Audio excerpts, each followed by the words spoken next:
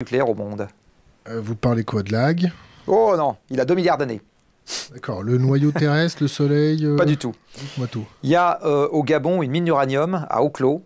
C'est là où il y a des trafics de minerais, c'est ça? Je ne sais pas s'il y a des trafics de minerais, par contre je sais qu'il y a un gisement d'uranium. Bon. Et dans ce gisement d'uranium, il y a de l'uranium naturel qui contient 0,7% d'uranium-235. Il se trouve que l'uranium-235 a une demi-vie de 700 millions d'années. Donc il y a 700 millions d'années, il n'y avait pas 0,7 mais 1,4. Il y a 1,5 milliard, il n'y avait pas 1,4 mais 2,8. Et il y a 2 milliards d'années, il y avait 3,5% d'uranium-235 dans l'uranium naturel, c'est-à-dire très exactement le taux d'uranium-235 dans l'uranium enrichi qu'on met aujourd'hui dans les centrales. Donc j'ai ce gisement d'uranium avec de l'uranium enrichi naturel. Et puis j'ai des infiltrations d'eau qui arrivent parce qu'il y a de l'eau qui s'infiltre depuis la surface.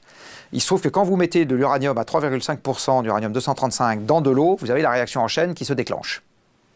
Voilà.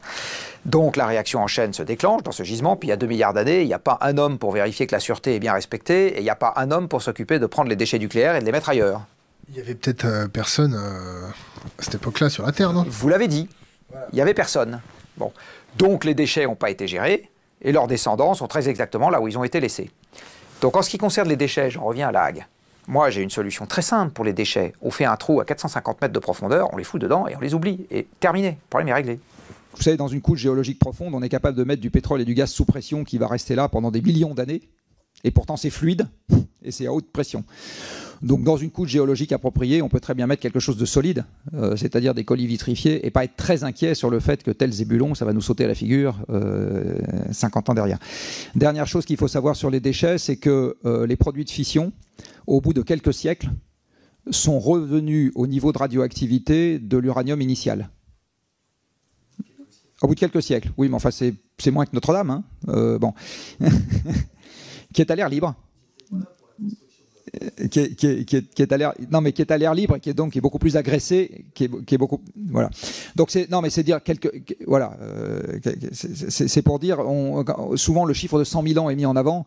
En fait, il faut voir que la partie la plus radiotoxique de ce qu'on produit, ça ne vit pas du tout cette durée-là, c'est beaucoup plus court. Quand on regarde tout ce qu'on bazarde dans l'environnement, le CO2, les phytosanitaires, les particules fines, etc., en fait, les déchets nucléaires, pour moi, alors, ça va peut-être faire sauter en l'air quelques personnes dans cette salle, mais c'est vraiment du deuxième ordre. Enfin, c'est tout petit.